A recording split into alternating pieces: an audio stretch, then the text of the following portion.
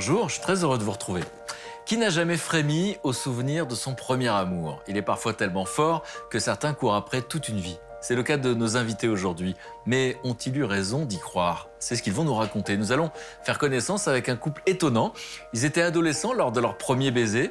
Eh bien, le deuxième, c'était 17 ans plus tard. Ils nous raconteront les risques qu'ils ont pris pour redonner une chance à leur couple. À leur côté, deux femmes qui ont, elles aussi, été marquées au fer rouge par ce premier amour. L'une est allée jusqu'au bout de son histoire, l'autre hésite encore à revenir vers lui 20 ans plus tard. Alors pourquoi on n'oublie jamais un premier amour et surtout, faut-il redonner une chance à cette histoire? Quelles conséquences cela peut-il avoir sur notre vie sentimentale? Trois histoires dans lesquelles chacun d'entre nous peut se reconnaître et que j'avais très envie de partager avec vous. Aujourd'hui, dans Mille et une vies, nos invités nous parleront de leur premier amour, celui qui a tous tant marqué nos vies. C'est la bague de fiançailles, en fait, qu'il m'avait offerte. Et je la garde jusqu'à ce que quelqu'un d'autre m'en propose une autre. Nadine et Alain se sont rencontrés au collège. À l'époque, ils n'échangent qu'un petit baiser vite oublié. Comme il y a ce baiser et que je me suis lancée avec lui et que derrière, je n'ai plus de nouvelles, et ben moi, je pense que c'est vraiment de l'indifférence, en fait. Nadine et Alain finissent par se perdre de vue et fondent chacun de leur côté une famille, jusqu'au jour où le destin les rattrape. Un soir, je reçois une invitation de Nadine. Mon cœur a tout de suite battu la chamade en voyant sa photo. Sandrine a connu son premier amour à 15 ans. Je suis rentrée dans un tourbillon, en fait. Je me levais, je pensais à lui, je me couchais, je pensais à lui. Et là, on se dit, mais qu'est-ce qui m'arrive? La Dolce Vita sera de courte durée. Sandrine finit par quitter son compagnon. Mais malgré tous ses efforts, il va brusquement réapparaître dans sa vie. Un soir, j'étais chez moi, il m'a appelé, il m'a dit, écoute, tu me fais un café, je suis en bas de chez toi. À 20 ans, Laetitia rencontre un homme dans une fête foraine. Le conte de fées finit par tourner au cauchemar. Laetitia va alors prendre la décision la plus difficile de sa vie. Il est entré et il me dit bonjour et j'ai pas répondu. Il m'a regardé et il m'a dit, qu'est-ce qu'il y a? Tu veux me quitter? Three little birds sat on my window, and they told me I don't need to worry. Summer came like cinnamon, so sweet. Little girls double dutch on the concrete. Maybe sometimes we got it wrong, but it's alright. The more things seem to change, the more they stay the same. Comment faire pour construire sa vie quand on a eu un premier amour très fort? Faut-il retrouver son premier amour? Ça fait partie des questions évidemment que tout le monde se pose finalement. Et ça tombe bien parce que nos invités vont pouvoir y répondre. Laetitia, bonjour. Bonjour. Alors, dans votre cas particulier, vous avez connu quelque chose de très très fort, il y a plus de 20 ans. Et aujourd'hui, au fond, vous vous posez quelle question? Est-ce normal, entre guillemets, d'y penser encore autant après 20 ans? Est-ce que c'est devenu fantasmagorique, finalement? Ouais. Ou alors il y a une projection de se dire est-ce que je pourrais le retrouver? Est-ce que, même si... Bon, il a... Ou est-ce que le fait d'y avoir pensé pendant 20 ans, finalement, c'est un bon socle? C'est ça. Pour construire une histoire d'amour. Exactement. Bon, on va essayer d'y répondre à cette question, parce que Sandrine, à vos côtés, connaît bien l'histoire. Vous Oui. faites partie de ceux qui pensent qu'il faut aller jusqu'au bout. Il faut aller jusqu'au bout, oui, si on a l'opportunité, bien sûr, d'aller jusqu'au bout. Moi, l'occasion s'est présentée, donc voilà. Vous avez vécu une histoire d'amour très forte, on reviendra dans le détail, très forte, passionnelle. Oui. Mhm. Et puis, il y a eu comme ça a été étalé dans le temps. Oui, ça a duré très longtemps, en fait. Différentes ruptures, réconciliation, rupture, réconciliation. Avec une longue absence. Très longue, quasi une Vous avez dizaine, fait chacun votre vie. pratiquement 20 ans. Ouais. Et on va pas donner tout de suite, on va laisser un petit peu de suspense, mais on verra ce qui s'est passé, puisque vous avez fait le choix de vous retrouver. Oui, enfin, le destin nous a un petit peu poussé à la roue quand même, je pense. Hein. Oui, parce qu'il y a une distance quand même de 800 km entre nous deux. Ouais, et pas mal d'années. Pas mal d'années, oui. Bon. Et puis à côté, donc Hollywood doit être en train de vous harceler pour faire l'histoire de votre vie au cinéma. Hein. Parce que Nadine et Alain, vous êtes connus très très jeunes, à l'adolescence. Oui, c'est ça, oui. Il y a eu un baiser au bord d'une rivière. J'y étais pas, mais c'est comme si j'y étais. Hein. Alors, du coup, lui, il s'en rappelle pas non plus. On verra pourquoi tout à l'heure. Mais oui, c'est ça. Et puis vous avez construit votre histoire, chacun de votre côté. Et c'est le destin qui vous a remis. Et donc vous faites partie de ceux qui pourraient dire à Laetitia qu'il faut absolument que c'était pas un fantasme en fait. C'est ça. Bon, et aujourd'hui, vous diriez quoi de votre Oui, histoire? on est bien content de s'être retrouvés et peut-être qu'à l'époque, c'était pas le bon moment. Vous ne dites pas qu'il y a du gâchis finalement, que toutes ces Non, années l'un plutôt sans l'autre. l'inverse en fait. Je pense que si on s'était mis ensemble à l'époque, on serait sans doute plus ensemble aujourd'hui. On a chacun évolué de notre côté, on s'est retrouvés au bon moment en fait. Enfin, c'est ce que je ressens. Et... Je suis d'accord.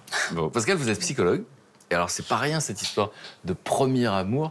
On verra qu'effectivement, il y a quelque chose d'universel là-dedans, parce que dans notre construction presque neurologique, mentale, le premier amour, il a de l'importance. Oui, c'est vrai. D'abord, c'est la première fois que l'on ressent certaines émotions. Donc, il y a une charge émotionnelle très forte qui est associée à ce premier amour, aux moments qui ont été partagés, même s'ils n'ont été, en fin de compte, assez peu nombreux. Et donc, il y a une sorte d'ancrage qui se fait et quelque chose reste vraiment imprimé dans la mémoire, mais également vraiment au niveau émotionnel.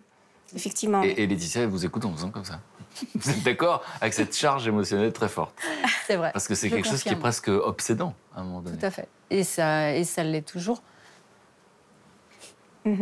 C'est-à-dire, vous avez une bague. C'est-à-dire qu'en fait, je l'ai remise il y a quelques mois, cette bague. C'est la bague de fiançailles, en fait, qu'il m'avait offerte. Et je la garde jusqu'à ce que quelqu'un d'autre m'en propose une autre. Et est-ce que le fait d'être ici avec nous, vous vous dites, et je vais vous demander d'être honnête, mais vous n'êtes pas obligé, est-ce que vous vous dites peut-être qu'il nous regarde? C'est pas faux. Bon, merci d'avoir été C'est pas honnête, faux, Frédéric. mais vous n'étiez Non, pas mais- obligé.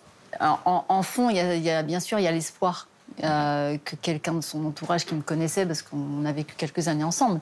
Et puis même, j'avais besoin aussi depuis le temps que j'en parle, je me suis dit que c'était vraiment l'occasion de le faire et de mettre un point, peu importe qu'il soit final ou non, mais de mettre un point sur cette histoire. Bon, on fera le point en tout cas. Nous. Nadine et Alain, donc votre rencontre, on a envie d'être avec vous. Donc on est au début des années 90. Vous avez quel âge l'un et l'autre? On écoute quoi comme musique? 12-13 ans. Donc à l'époque, c'est pour vous. moi c'est les New Kids on the Block à l'époque. D'accord. Voilà.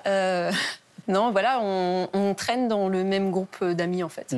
Parce qu'on n'est pas ensemble au collège puisqu'il a 4 ans de plus que moi. Donc on n'a Mais c'est jamais un été grand. ensemble. C'est un grand, c'est ça. Alors vous le remarquez, vous avez quelle image de lui? Alain, c'est le genre de garçon qui peut pas faire de mal à une fille. Voilà. Dans le groupe où on était, il y avait les charmeurs, voilà, et lui, c'était le gentil, celui à qui on peut parler en fait, et qui écoute, qui se met pas en avant et qui est timide, mais on ne sait pas trop si c'est timide ou si c'est de l'indifférence en fait. C'est d'ailleurs ce qui a généré quelques quiproquos. Ah ben, c'est un euphémisme. Étalé sur autant d'années, ces quiproquos, c'est un euphémisme. En fait, j'ai flirté avec certains de ses amis plutôt qu'avec lui. C'était intentionnel? Non, mais en fait, c'est celui qui m'aurait le plus plu, mais il venait pas vers moi. Donc à l'époque, c'est celui pour lequel j'avais le plus d'affection et le plus d'attirance, sans doute. Mais bon, il n'est jamais venu vers moi. Donc, Alors, voilà. est-ce que vous l'aviez remarqué à l'époque? Oui, je l'avais remarqué très rapidement. Effectivement, ce qu'elle dit, c'est que je suis quelqu'un d'assez réservé et de timide. Donc et... pas indifférent? Non. On a la réponse. Voilà. Je la voyais, elle était étincelante, elle était... elle animait bien le groupe. Mais... Étincelante parce qu'elle avait déjà un petit t-shirt Ah oui, à paillettes. c'était déjà à l'époque. Je le vaux bien. Déjà à l'époque. J'ai jamais vraiment su si je plaisais aux filles ou pas, donc je préfère rester en retrait, peut-être effectivement par peur aussi de prendre une veste. Bon, il y a quand même le souvenir d'une soirée de Nouvel An. Oui. Qu'est-ce qui s'est passé cette soirée? En fait, on était chacun invités à la même soirée. Elle était avec son copain de l'époque et moi j'étais avec ma copine de l'époque. Voilà, on a passé une bonne soirée. C'est vrai que je me disais pendant la soirée, est-ce que je ne serais pas bien avec elle aussi, parce qu'elle est comme d'habitude toujours étincelante, souriante, à mettre de l'ambiance. Et donc, j'aurais bien... Vous êtes contenté de vous poser la question à vous? Je m'étais posé la question, oui, tout à fait. Juste à moi. Est-ce que vous avez le souvenir, parce que là, il est en train de dire un truc important, là, il dit que finalement, ce soir-là, il était avec quelqu'un, mais il pensait à vous, et vous vous disiez, non, j'arrivais jamais à savoir si j'étais... Et là, vous ressentiez rien de particulier de son point de vue? Non, sa copine de l'époque est devenue d'ailleurs sa femme par la suite. Ça faisait déjà un petit moment qu'ils étaient ensemble. Pour moi, c'était fini. Alain n'était pas dispo. Même si on a continué de danser des slows en boîte ensemble, il se passait quelque chose. J'avais des sentiments pour lui, mais pour moi, c'était, il est pris, quoi. D'accord. Donc chacun gardait ce qu'il ressentait. C'est ça. On rappelle que vous avez mis 20 ans avant d'être ensemble, mais il y a eu aussi un premier baiser. En tout cas, dont vous vous souvenez, Nadine. Oui, moi je m'en souviens, oui, puisque c'est moi qui l'ai donné. En fait, il était un peu alcoolisé ce soir-là. C'est pour ça qu'il ne s'en souvient pas. Alors, il y avait une fête, vous partiez au service militaire. Voilà, Là, c'est c'était ça. la fête. Ce qu'on appelle la fête des conscrits, conscrits, en fait. Donc, lui, il faisait partie des grands de 18 ans qui allaient partir. Donc, il avait fait la fête avec ses copains et tout. Et puis, comme il était alcoolisé, je me suis dit, il va être plus détendu.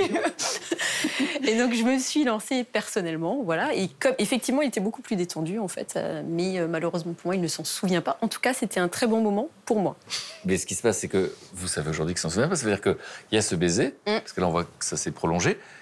Et le lendemain, qu'est-ce qui se passe? Eh ben, ce qui se passe, c'est que comme il y a ce baiser et que je me suis lancée avec lui et que derrière, je n'ai plus de nouvelles, parce que je ne le sais pas, mais il ne s'en souvient pas. Voilà. Et ben moi, je pense que c'est vraiment de l'indifférence, en fait. J'interprète ça c'est à nouveau réellement un comme quiproquo, en l'indifférence. fait. C'est ça. Et si vous en étiez souvenu, vous partagiez quelque chose de réciproque à ce moment-là. Oui. Mais donc, pour vous, Avec le recul, vu comme j'embrasse à l'époque, c'est pas plus mal. Il garde un bon souvenir, du coup. bon, c'est comme ça que vous décidez de. J'ai eu le temps de vous me en souvenir. perfectionner entre-temps. Et ça va créer un incroyable quiproquo, puisque à ce moment-là, pour vous, il n'existe rien entre vous. C'est ça. Du fait que j'y pense, que je l'ai oublié, du coup, moi, je passe à autre chose. Et puis après, effectivement, je rencontre une copine qui deviendra ma femme après. Je pars à l'armée, je trouve un travail. Et puis après, je suis allé dans le Poids de Strasbourg. Elle était partie sur Metz. Donc on ne se voyait plus. On n'avait plus vraiment de nouvelles, si ce n'est par nos sœurs interposées, puisqu'elles se connaissaient bien. Et donc après, effectivement, on se perd de vue. On va voir dans un instant, effectivement, comment vous vous êtes retrouvés des années plus tard. Laetitia, la rencontre avec ce premier amour, il paraît que 100% des souvenirs sont liés à une charge émotionnelle. Donc si vous en souvenez, c'est que vous avez ressenti quelque chose de très fort. La première fois, oui, effectivement. Vous êtes à la Foire du Trône. À la Foire du Trône. Là, vous avez quel âge? Là, j'ai 20 ans et demi. et donc, j'étais à la Foire du Trône avec mon ami d'enfance et d'autres amis. Et puis, mon ami d'enfance a dû s'absenter. Il m'a laissée avec ses copines. Je n'accrochais pas avec elle. Donc, j'ai décroché. C'est-à-dire que je me suis éloignée d'elle et je suis partie, en fait, à un stand de tir. Et il y avait une belle guitare électrique, et j'adore les guitares électriques. Je n'en joue C'était pas. le truc qu'on pouvait gagner. C'est ça.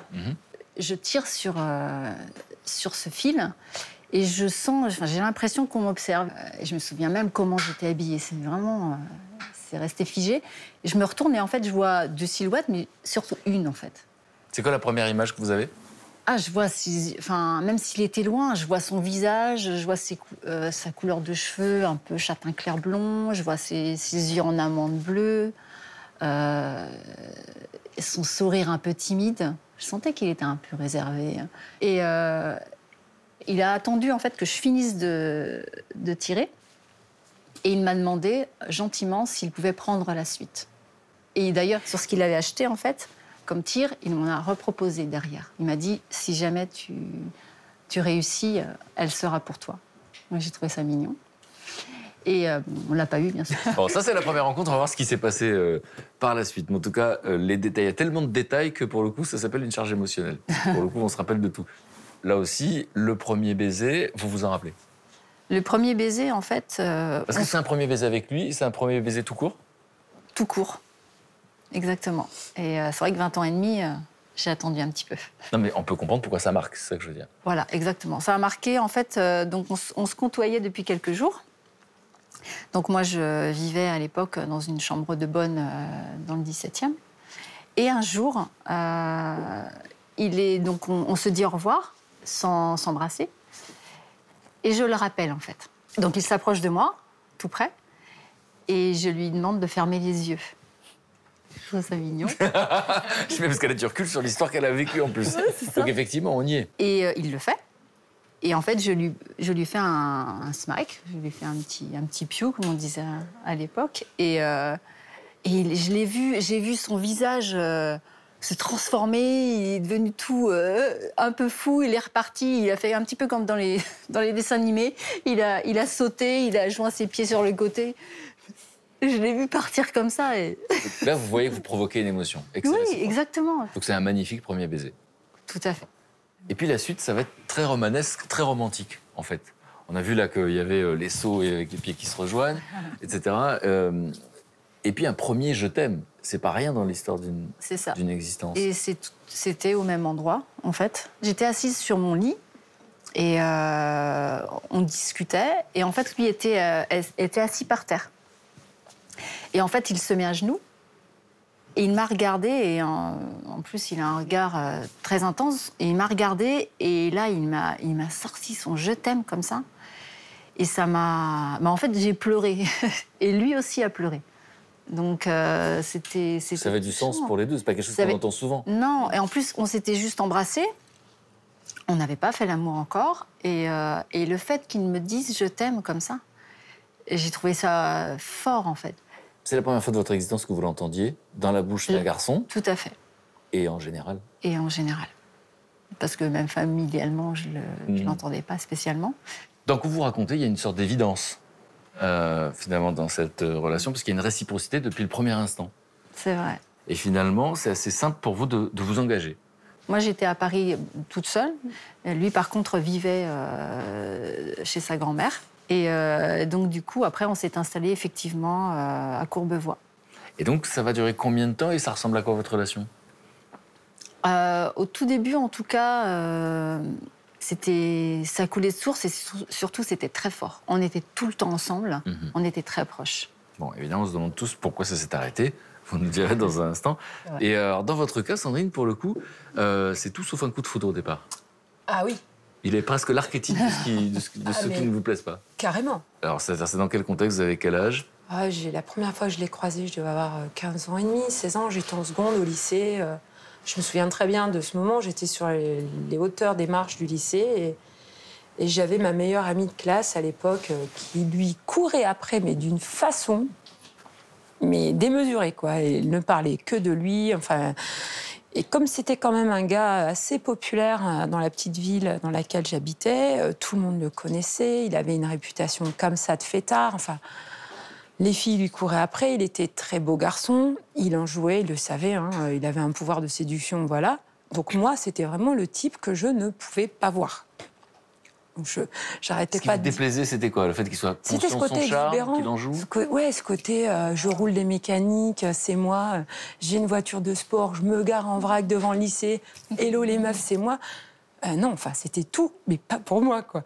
Donc, j'arrêtais pas au quotidien de dire à mon ami, mais arrête de lui courir après. Ce mec, enfin, c'est un coureur, quoi. C'est vraiment un coureur. Et pourtant... je me suis laissée prendre, en fait, bêtement. Enfin, moi, au départ, je pensais réellement qu'il avait une approche envers mon ami, en fait. Et comme on faisait la route ensemble, de l'arrêt de bus au lycée, machin, truc bidule, ça a duré quelques semaines où il s'arrêtait, il nous disait « Coucou les filles, vous faites quoi ?» On va prendre le bus, on rentre chez nous et tout. Et une fois, bien à tomber, une grève de bus, s'apprêtait à rentrer à pied, il s'arrête avec la voiture, le coude comme ça, vraiment le stéréotype du gars que je peux pas voir, quoi. James Dean, quoi. Ouais, en gros, c'était ça. Okay. Et salut les filles, je vous ramène. Et moi, je saisis la main de ma copine, je dis « Ah non, mais moi je rentre à pied. » « Mais t'es malade, il y a 6 km, je rentre à pied. Tu rentres si tu veux, mais pas moi. » Ma copine m'a persuadée de l'accompagner, donc normalement, concrètement, j'étais la première à être déposée chez moi, étant donné qu'on passait devant le domicile de mes parents avant d'aller au domicile de mon ami. Et donc, moi, je lui dis, écoute, tu t'arrêtes là, c'est juste dans le gars. Oui, t'inquiète, je sais où t'habites. Oui, tu t'arrêtes. Oui, non, on va d'abord ramener la copine, je te ramène après. Et comme c'était une voiture avec 2 portes, me voilà coincée derrière, je fais « Ah non, c'est pas vrai, quoi. C'est quoi ce délire, quoi. Le mec, il va me faire le plan de me tenir le crachoir. » Et je voulais pas en entendre parler. Juste sa voix, je voulais même pas l'entendre me parler. Et je voyais bien qu'il était insistant. « Mais sinon, tu fais quoi ? T'as vu, il y a une soirée, là, au lycée de prévu, vendredi prochain. Tu veux que je passe te prendre et tout ?» Ah non, absolument pas. Je n'y vais pas, et encore moins avec toi. Mais j'étais vraiment dans cet état d'esprit. Et un beau jour, pareil, il m'a ramenée chez moi. Et là, je sais pas ce qui s'est passé, en fait. Ben, vous savez pas, mais vous allez nous le raconter. Oui. Parce qu'à l'époque, vous ne saviez pas, mais maintenant, vous allez le dire. Maintenant, parce qu'on est là pour en parler quelques années plus tard. Quand même. Oui, ben, en fait, c'était dans le même genre d'idée, quoi. Il me ramenait chez moi et on est venu notamment à parler de l'enduro du Touquet. Donc, c'est des motocross. Bon, je suis un peu garçon manqué. J'adore ça. Et en fait, d'un seul coup, en fait, j'ai senti, ouais, ce... Vous avez switché avec l'enduro. Mais j'ai switché avec l'enduro, j'ai switché avec lui. C'est ce qu'on attend, là. On attend Oui, le au premier moment de baiser. partir, je fais oui, bon, bah allez, salut. Et en fait, ça s'est fait naturellement. Et là, je suis rentrée chez moi, j'ai fait ma pauvre fille, quelle bêtise tu as fait. Mais ça va pas. Et en fait, ça a duré 10 secondes où j'ai essayé de me raisonner. Et là, je suis rentrée dans un tourbillon, en fait. J'ai eu tout ce qu'on peut lire dans tous les Sur manuels. la chimie amoureuse. Voilà. Les poils de bras comme ça, limite des papillons, quoi, vraiment. Où je me levais, je pensais à lui, je me couchais, je pensais à lui. Enfin, je pense que voilà. Ah bah on y arrive. On y Et là, arrive. on se dit, mais qu'est-ce qui m'arrive? Ça m'est jamais arrivé, quoi. Pascal, une réaction sur cette chimie amoureuse? C'est-à-dire que, oui, déjà, quand on essaye d'éviter quelque chose, ça veut dire qu'il y a une attraction. Donc, ça ne vient Faut qu'on pas s'en souvienne. tant à Il faut qu'on s'en l'improviste que souvienne. ça. Ouais. Et puis, lui, j'ai l'impression qu'il avait bien étudié votre dossier, comme on Oui, dit. je pense. Ouais. Et il a pris des chemins de traverse, hein, voyant que la ligne droite n'était pas forcément le chemin le plus court. soupçonne d'être très fin, en fait. Il a étudié la question. Et vous allez avoir une relation là aussi fusionnelle et très passionnelle. Très passionnelle, limite destructrice, pour être sincère. Oui, il y a une jalousie peut-être un peu mal placée, démesurée, de sa part part et d'autre. Hein, De part et d'autre. Ouais, de part et d'autre. Il y a ce côté fusionnel où on était capable de se regarder, de comprendre et de finir la phrase de l'autre, enfin des choses comme ça. Donc on s'émerveille de ça quand on... Oh, c'est merveille, mais tout à fait. Et je pense que tout ça a mis bout à bout, et puis avec l'âge que j'ai maintenant et le recul surtout sur tout ça, m'a fait dire que oui, la jeunesse y était pour beaucoup, la naïveté y était pour beaucoup, enfin tout un tas de choses, quoi. Le premier baiser, le premier moment, le premier petit copain. Je pense que ouais, tous ces facteurs étaient reliés et ça a fait que c'était voilà, une explosion, quoi. Bon, et alors là aussi, on se demande pourquoi ça s'arrête. Qu'est-ce qui faisait? Parce qu'il va y avoir des disputes, beaucoup de disputes? Alors, on a à la base 2 caractères très forts. On a su se séparer, mettre une distance entre nous à certains moments donnés de ces différentes années lycée. Ce qui est assez rigolo, c'est que plein de fois, on s'est retrouvés dans des soirées organisées par le lycée. On arrivait avec un petit copain ou une petite copine, où l'un était célibataire, l'autre était pris, et on repartait ensemble. Donc, tout notre troupe de potes, même encore maintenant, enfin, moi j'ai ma meilleure amie que je connais depuis l'âge de 12 ans, qui me dit, mais enfin, c'est un film, quoi. C'est qu'on ne savait jamais si vous étiez ensemble ou pas. Jamais. Et alors, comme on est là pour parler aujourd'hui de ce premier amour qui va finalement être presque obsédant toute une vie, finalement, vous allez vous séparer sur une dispute qui paraît presque banale. Une comme une autre au départ. Oui, en fait, il partageait un appartement avec sa sœur et un jour, comme ça, je m'étais querellée avec mes parents pour une bêtise. Il me dit, mais écoute, tu fais un sac, maintenant tu as 18 ans, tu prends un sac et tu viens avec nous, quoi. On fait une coloc à 3. Et en fait, on a vécu comme ça, allez, je dirais une dizaine de mois, quoi. Où on était ensemble, on n'était plus ensemble. Et au terme des 10 mois, on s'est querellés. Je me souviens même plus pourquoi, en fait. Et nos 2 caractères forts ont fait que j'ai dit, je prends mes affaires et je rentre chez mes parents. Et ça s'est arrêté comme ça. Je n'ai pas eu de nouvelles pendant 1 an. Et un beau jour, en fait, j'étais chez mes parents. Un coup de fil de mon meilleur ami. Salut, ça va? On fait quoi ce week-end? Ah, mais au fait, je t'appelais parce qu'en fait, j'ai un scoop. Mais il faut que tu t'assoies. Vous savez quoi? On garde le scoop pour tout à l'heure. Donc, je me suis assise et j'ai attendu. Et donc, on disait que finalement, Alain était au service militaire. Il y avait entre vous rien, officiellement. Un baiser dont vous vous souvenez. Et donc, vous allez faire votre vie chacun de votre côté. C'est ça. Ouais. Moi, je me suis mariée, j'ai eu des enfants de mon côté avec Ouais. mon ex-mari. Et puis, lui, c'est... Moi, je me suis marié au bout de 10 ans. Divorcé tout de suite après, 10 mois après. J'ai appris qu'il s'était marié par le biais du journal local, par le biais de mes parents. Mais bon, voilà, ça s'arrêtait à ça. Par contre, oui, je pense à lui quand je vais travailler dans ma voiture, à lui, à ma région, parce que je vais pas bien. Je fais ce qu'on appelle un burn-out maternel, donc je suis vraiment au fond du trou. Et puis, je suis loin de... À l'époque, je vis à Célestat, moi. Donc, je suis pas sur Metz encore, mais je suis loin de chez moi, quoi. Enfin, loin. Assez loin pour ne pas pouvoir voir mes amis. Donc je pense dans ces moments-là à lui et j'écoute à l'époque Céline Dion. Et il y a une chanson qui s'appelle Je t'aime encore où elle parle en fait d'un amour de jeunesse, qu'elle se demande ce qu'il est devenu, etc. Et quand je mets cette chanson, je pleure et je me demande il est où, qu'est-ce qu'il devient, voilà quoi. Et ça, c'est à cause de Céline. Oui, c'est ça, tout ça à cause de Céline en fait. Voilà. Ou de Jean-Jacques Goldman, c'est ça.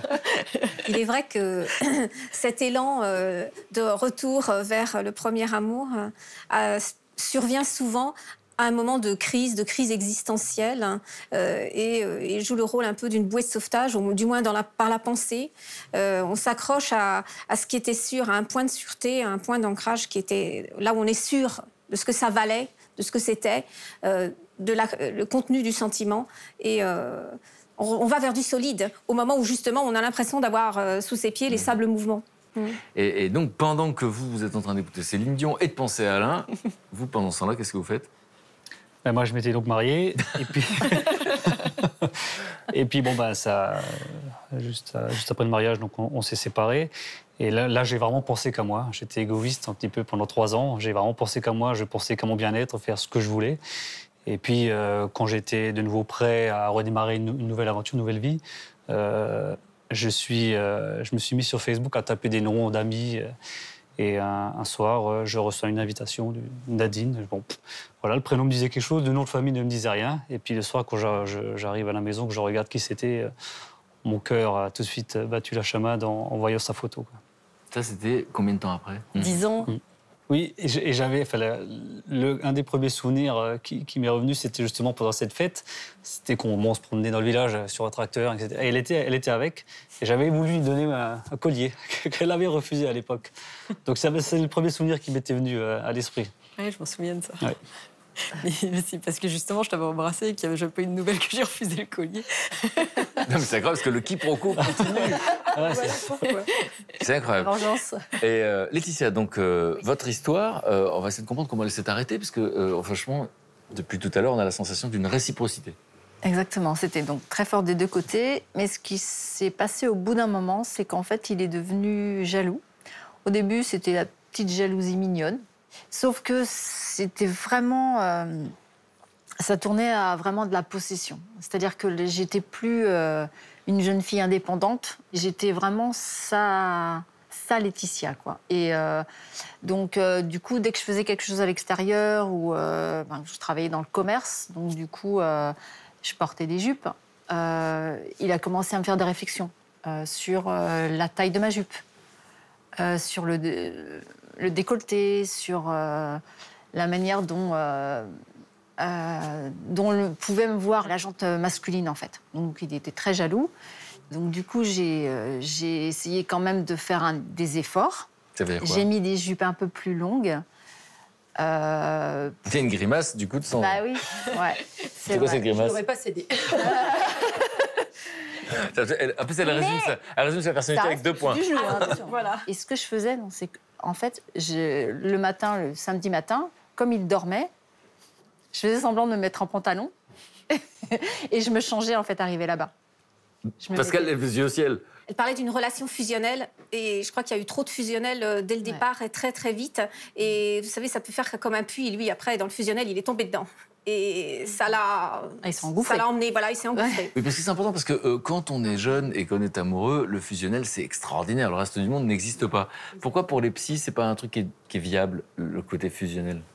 Parce que ça remet en cause l'individualité, déjà. C'est toi et moi, c'est la même chose. Oui, mais la même chose, c'est toi ou c'est moi? C'est souvent seulement l'un des deux. Et puis, ça peut grignoter le quotidien. Donc, effectivement, c'est... Ça faisait. Ouais. Ouais, il faisait des crises de jalousie. Une fois, j'étais partie en vacances...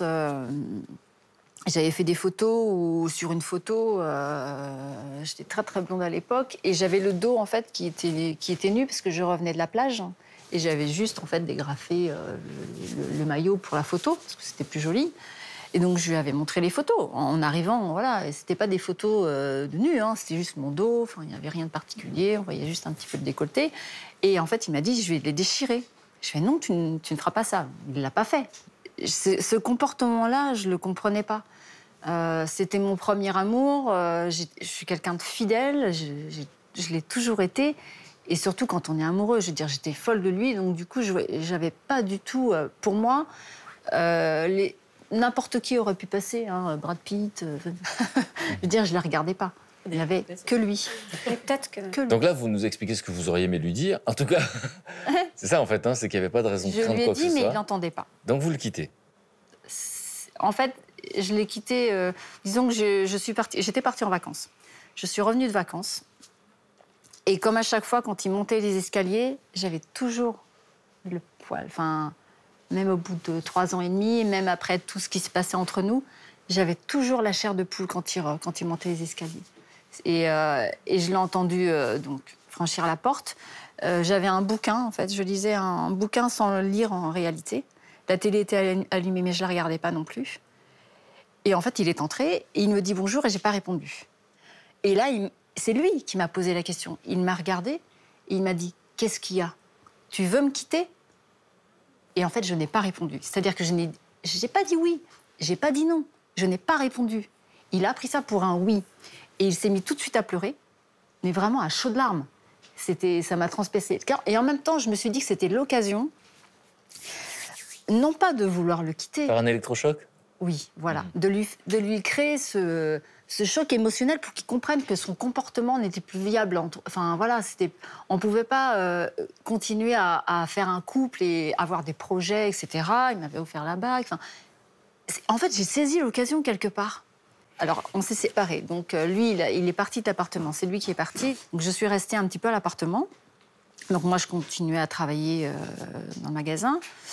Et Mais ce qui fait que vous avez des regrets aujourd'hui, c'est qu'il va régulièrement vous solliciter au début. En fait, il est... Et là, vous n'allez pas répondre? Non. Il y a eu une tentative de suicide, en fait. Et c'est ça qui m'a bloquée. C'est-à-dire que s'il n'avait pas fait cette tentative de suicide... Alors, vous l'avez su comment? C'est lui qui m'a appelée. En fait, en même temps qu'il m'appelait, il était en train de prendre les cachets. Et en fait, il m'a dit, voilà, je suis sur le point de non-retour. Je suis en train de faire une bêtise. Et donc, du coup, dès qu'on a raccroché, j'ai appelé les pompiers. Et quand je suis arrivée, en fait, sur cette scène-là, j'ai eu face à moi les pompiers qui m'ont dit je suis désolée, enfin, on est désolé, on ne va pas pouvoir vous le faire voir. Bah, déjà parce que j'avais l'impression qu'ils me culpabilisaient, en fait. Vous étiez la cause de l'acte. Voilà, exactement. Et quand je suis arrivée, ce que j'ai eu juste le temps de voir, c'est un bout du brancard, en fait. J'ai même pas vu un bout de pied, rien. J'ai juste vu un bout de brancard qui descendait les escaliers et c'est tout. Quand vous dites c'est tout, c'est la dernière image? C'est la dernière image que j'ai eue. C'est violent. C'est violent quand même, hein. Ouais. Très, très violent. Alors, ce qui est important de dire, c'est que lui s'en est sorti, hein. Oui, Vous avez su que- heureusement, mais je me suis sentie coupable. Parce que je me suis dit que c'était pas la bonne méthode pour... Et je voulais pas le quitter, en plus, donc je savais qu'il souffrait. Et moi, il était vulnérable. Il était vulnérable. Je dedans, sais qu'il vraiment. était trop en même temps, mais il était aussi sensible que moi, de toute façon. Donc...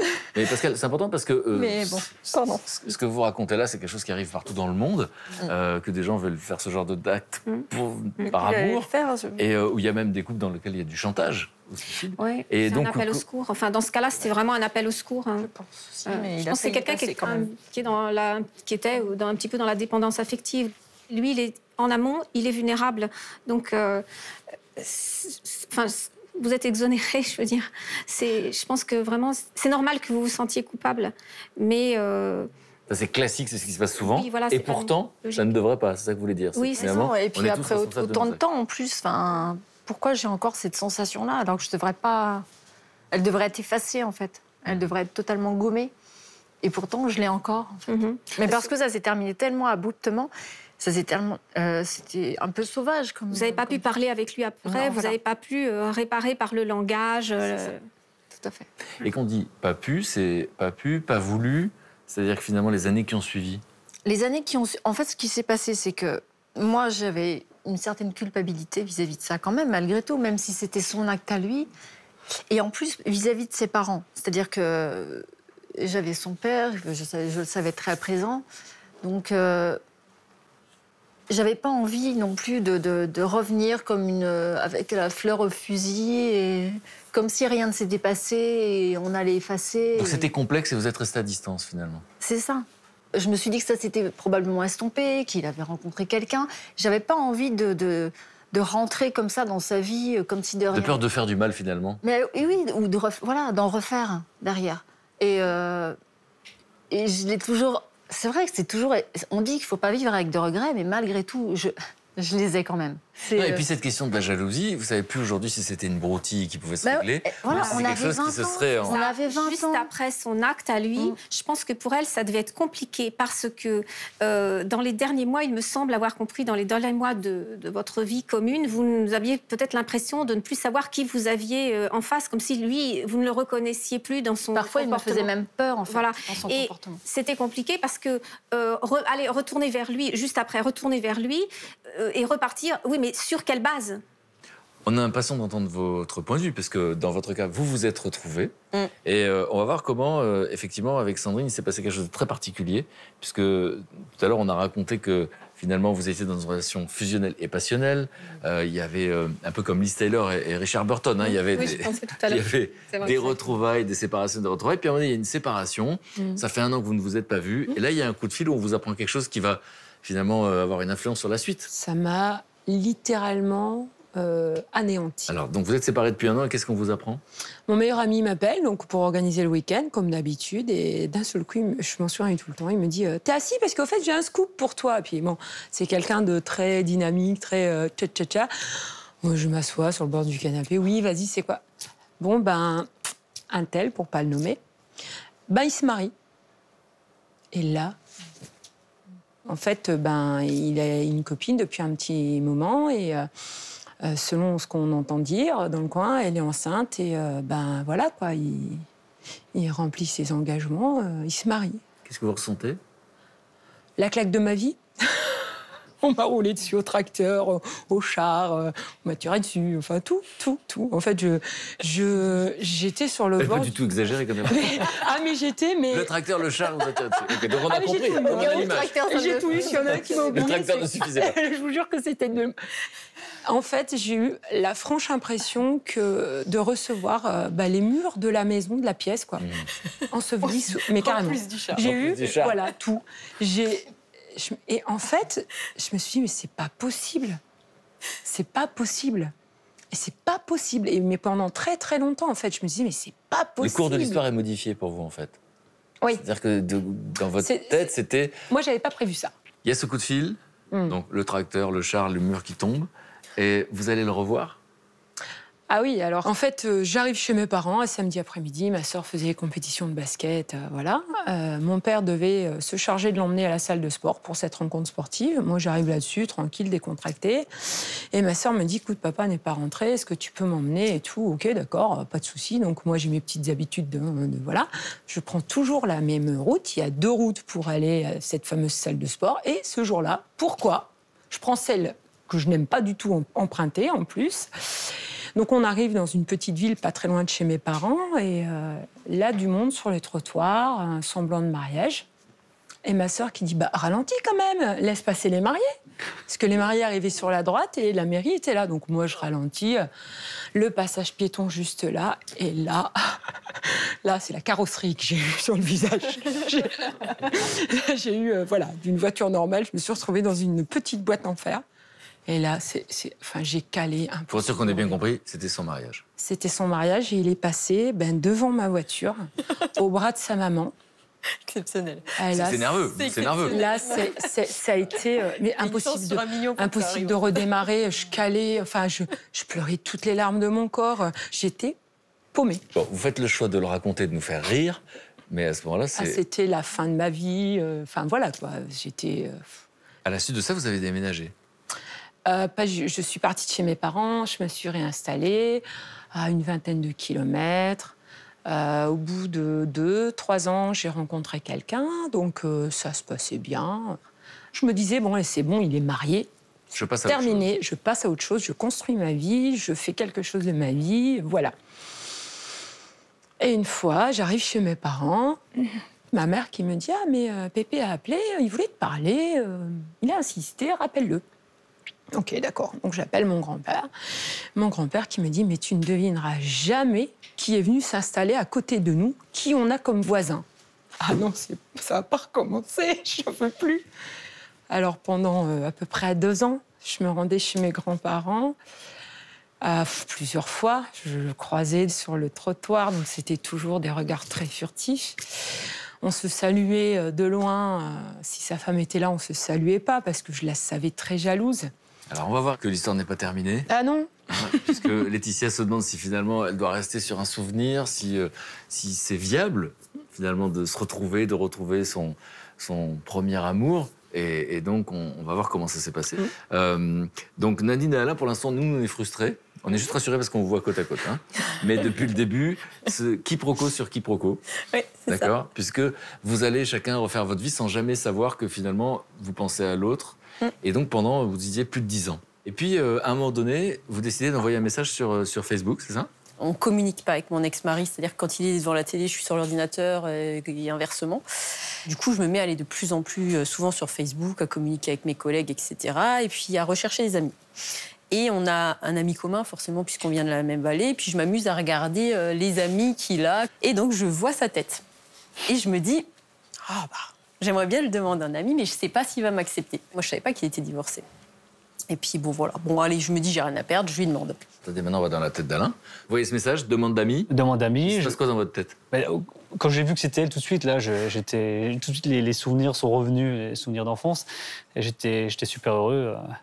Et après, effectivement, on a un petit peu discuté. Et comme elle, je lui ai donné mon numéro de téléphone. Je me suis dit, jamais elle m'appellera. Voilà. Et un soir, je rentre du sport et le téléphone sonne. C'était elle. On était pendant, je sais pas, 1 heure, 2 heures au téléphone à discuter de tout et de rien. Alors justement, ça que je voulais savoir, c'est est-ce qu'on parle du sujet qu'on aborde aujourd'hui ou est-ce que c'est de tout et de rien?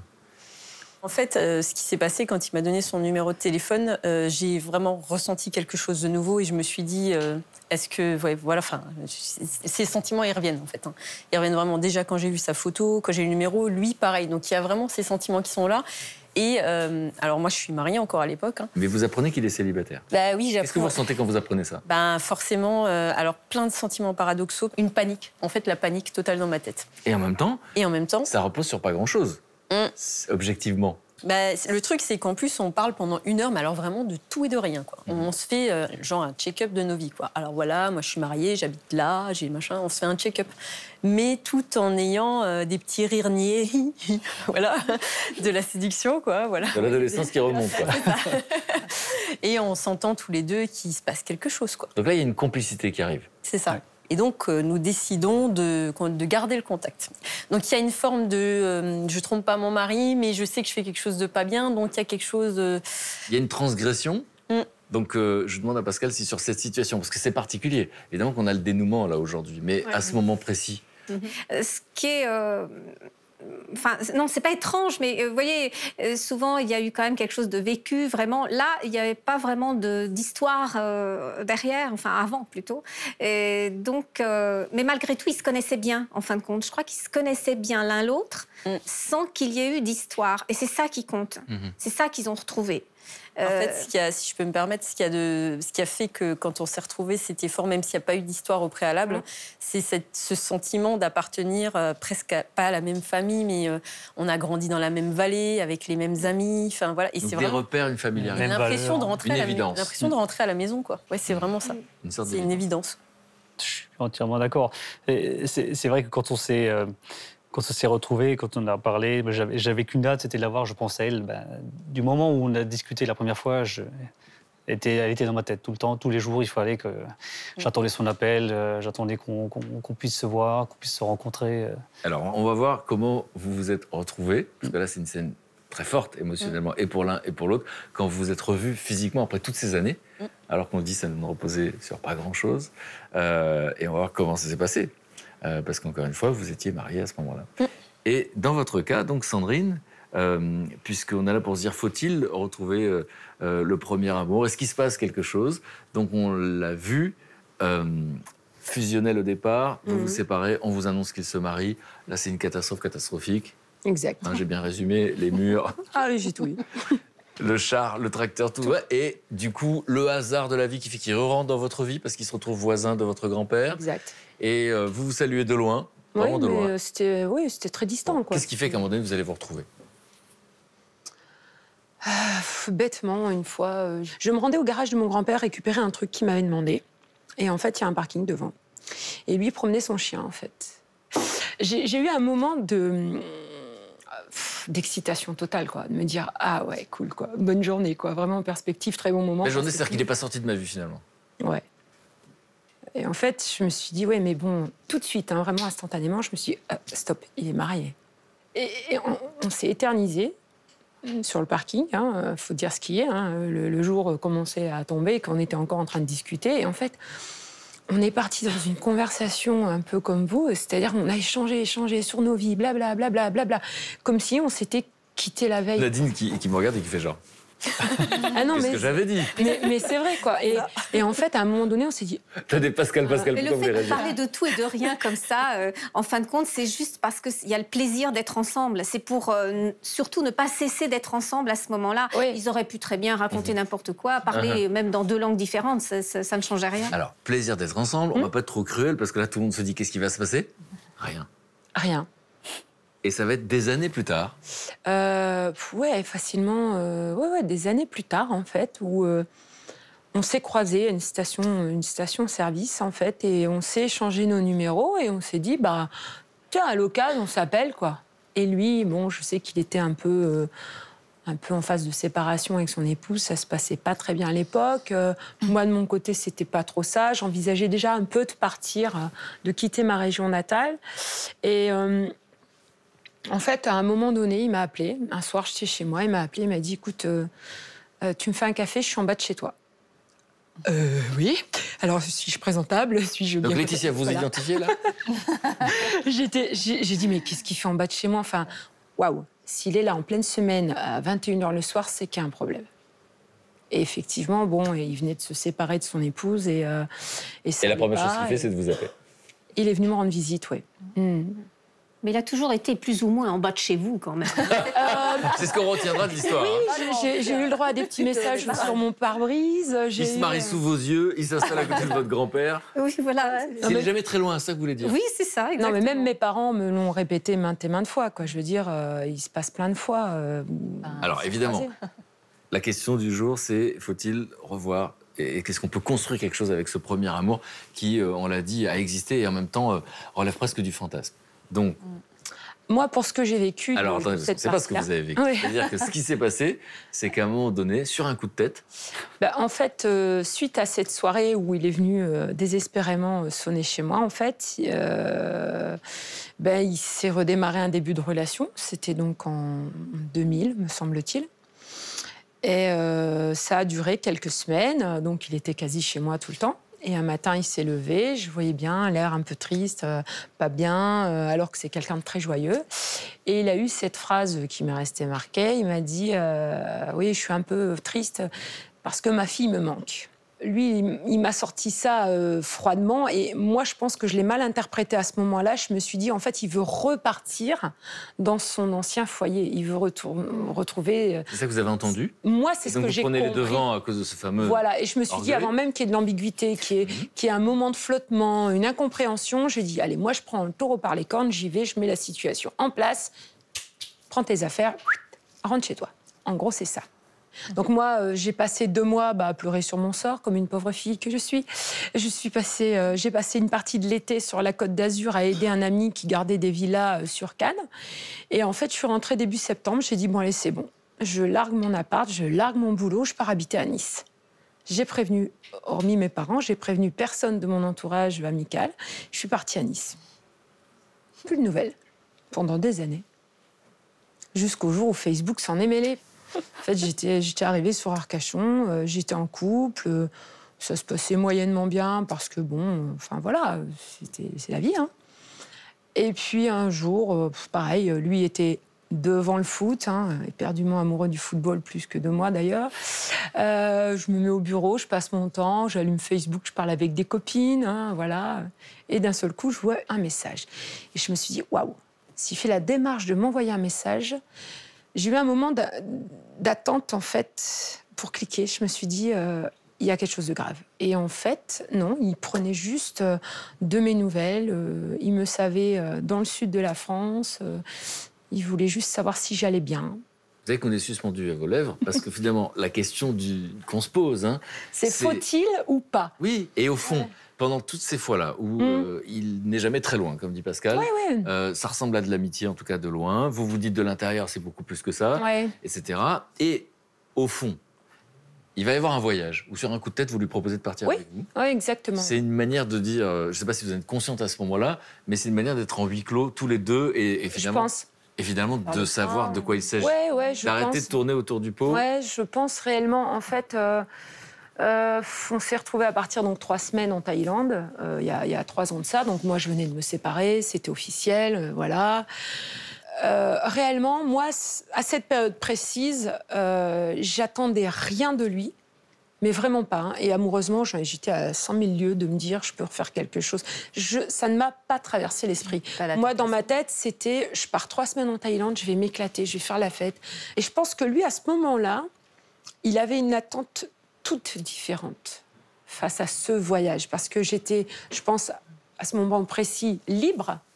Mais pas disponible. Libre, mais pas disponible. Exactement. Et c'est là la différence qui fait qu'on a passé 3 semaines... version pote, hein. On a dormi dans la même chambre, enfin voilà. Mais il s'est absolument rien passé, aucun rapprochement, aucun geste affectueux, rien. Je pense que lui était plus dans l'attente que moi à ce moment-là.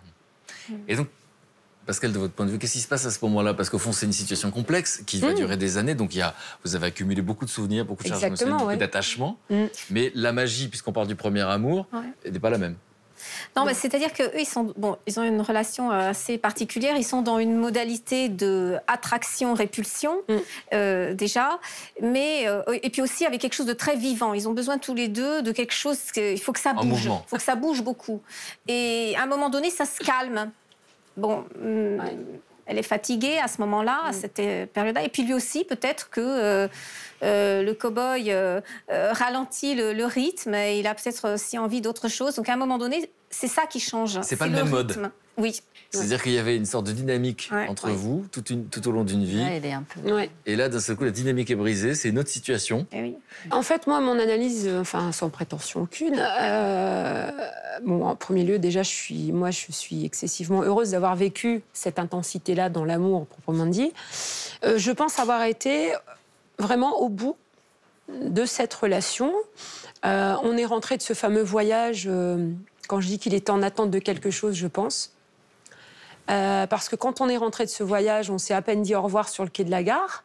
On s'est dit, on se boit un café dans 48 heures avant que tu repartes. Ok, d'accord. Et en fait, la dernière fois qu'on s'est vus, c'était hyper glacial. Et voilà, plus rien, depuis 3 ans. Ça ressemble à une fin d'histoire. Oui. Mais avec vous, on s'attendait à rebondissement. Mais... Non. Mais ça ressemble à une fin d'histoire, mais au fond, ce que vous dites, c'était important pour moi d'aller au bout. Oui, c'était très important d'aller... Pas avoir de regrets, voilà. Rien en suspens. Tout à fait. Alors, ce qu'il faut, c'est que vous avez évolué tout à fait différemment. Vous allez faire vos vies, vous allez avoir 2 enfants, vous allez vous marier. Et puis, alors que vous êtes toujours mariés et vous êtes divorcés, vous envoyez un message, vous mettez à discuter, la complicité revient. Et on se demande comment se passe la première rencontre physique. Alors, la première rencontre physique, je m'y vois encore, puisque clairement, moi, je me suis mise sur mon 31. J'étais au fond de moi, toujours dans ce paradoxe. Je suis mariée, je vais voir un copain, et c'est en tout bien, tout honneur, il ne doit rien se passer. Et en même temps, j'ai mis ma plus belle robe, j'ai mis du rouge à lèvres, je me suis fait une super coupe de cheveux. Enfin, j'étais en mode séduction, quoi. Sauf que le hasard de la vie fait qu'au départ, vous ne deviez pas y aller toute seule. C'est ça. Alors, au départ, ce qui s'est passé, c'est que je me suis dit, il faut que tu te sécurises, ma grande. Donc, j'ai demandé à mon ex-mari de venir avec. Et oui. Pour qu'il se passe rien. Oui, voilà, pour qu'il se passe rien, je lui ai dit, écoute, j'ai un vieux pote, je vais le revoir. Vous dites ex-mari, à ce moment-là, c'est votre mari. Voilà, c'est mon mari, en fait. Je lui dis, écoute, il y a un vieux copain, il m'a proposé de venir le revoir, ça fait des années qu'on ne s'est pas vu, ça me fait plaisir. Est-ce que tu veux venir avec? J'ai juste pas envie qu'il vienne, mais en même temps, j'ai envie qu'il vienne pour me sécuriser. Bref. Et pour vous donner bonne conscience, en tout cas, vous l'avez proposé. Et lui me dit, qu'est-ce que tu veux que je vienne faire avec toi? Voilà. Le dispositif se met en place. Le destin, quoi. Donc, j'arrive seule. Pimpante, en fait, chez Alain. Je vais dans votre tête juste au moment où vous sonnez. Voilà. Et donc, j'arrive et je viens, je sonne.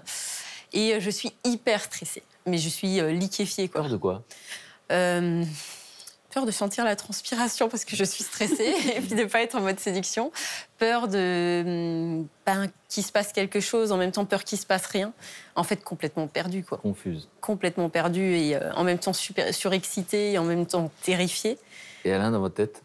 Moi, j'attendais avec impatience parce qu'effectivement, elle est arrivée avec un petit peu de retard. Donc, je trépignais à la maison et... Vous êtes dans quel état d'esprit? J'avais hâte de la voir et j'étais stressé aussi parce que je me demandais ce qu'elle allait penser de moi, comment elle allait me percevoir, est-ce que j'avais plaisir de la revoir. Et je m'étais dit, bon, je savais qu'elle était mariée, qu'il y aurait sans doute rien, mais je me suis dit, est-ce que malgré tout, il pourrait pas mêmement un petit coup de pouce. Et donc voilà, j'ai attendu sagement. Quand elle est arrivée, je n'ai pas ouvert la porte, je suis passé sur le côté de la maison et j'ai juste fait passer ma petite tête. Et puis elle m'a vu et je lui ai donné j'avais acheté un joli bouquet de roses. Un énorme bouquet de roses. Donc là, qu'est-ce que vous ressentez? Qu'est-ce que vous voyez?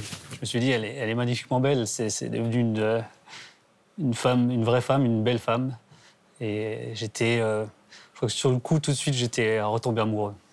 Tout de suite, tu as eu les larmes aux yeux. Oui, j'ai eu les larmes aux yeux, ouais. Quand vous dites bonjour? Ouais, Oui, tout de Ça, suite. vous le percevez? Bah oui, donc forcément, là, tout de suite, il n'y avait plus de quiproquo, quoi. Parce que j'ai tout de suite vu qu'il était ému, il a le menton qui tremblait, les larmes dans les yeux et tout, avec son bouquet de fleurs. Il est comme ça, Alain. Il a le menton. C'est quelqu'un de très sensible, en fait. Oui, c'est quelqu'un de très sensible.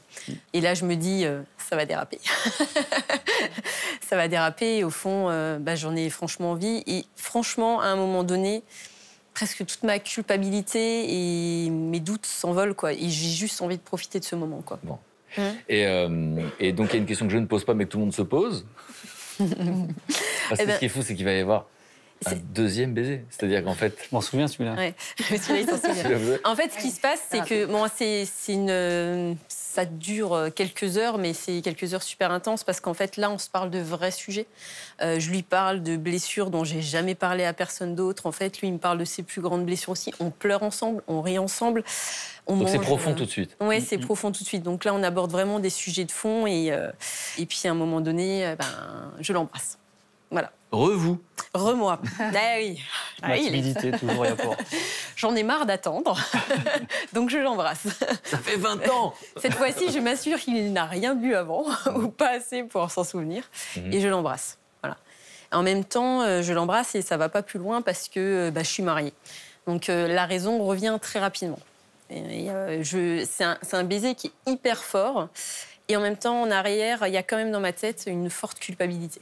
Parce que quand vous allez à ce dîner, donc vous vous mettez en danger, mais en tout cas, il y a une évidence, il faut vivre ça. Et puis vous rentrez à la maison.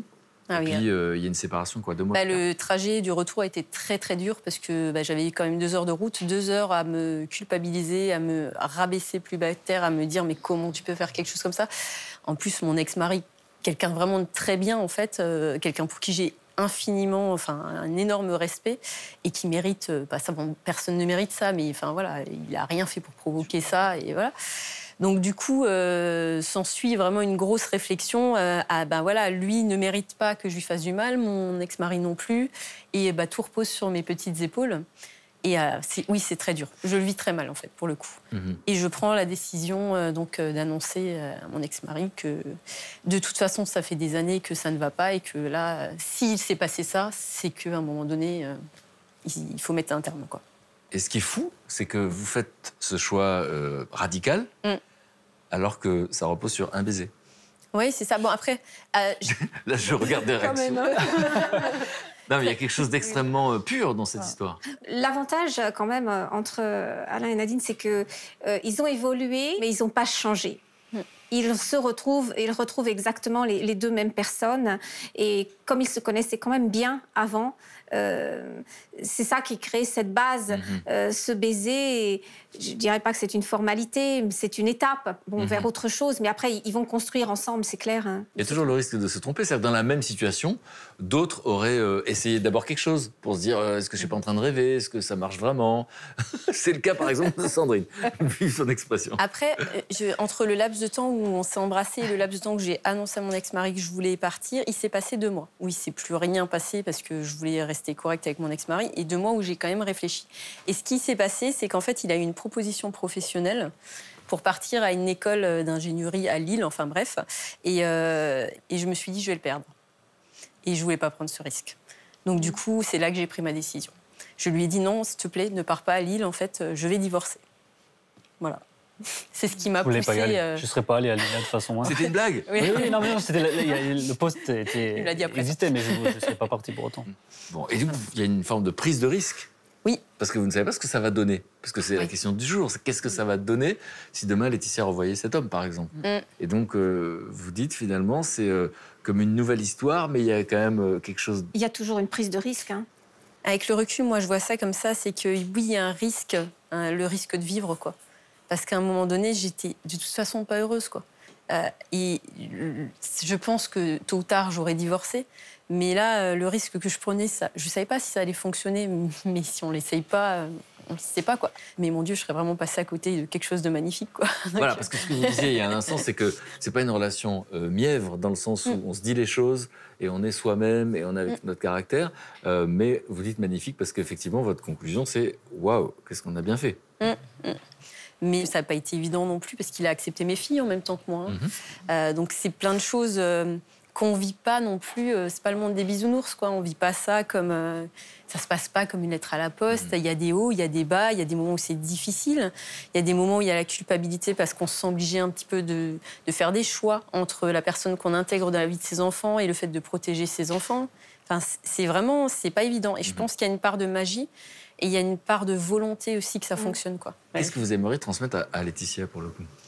Moi, Laetitia, je peux juste t'encourager à une chose, c'est à pas avoir de regrets, à faire... écoute ton cœur. Écoute ton cœur, parce que la raison, c'est bien, mais à un moment donné, elle bloque des fois des choses qui sont importantes, quoi. Est-ce que c'est deux histoires? Parce que là, on voit que c'est une histoire, effectivement, dans laquelle il y a un dénouement. On est allé jusqu'au bout.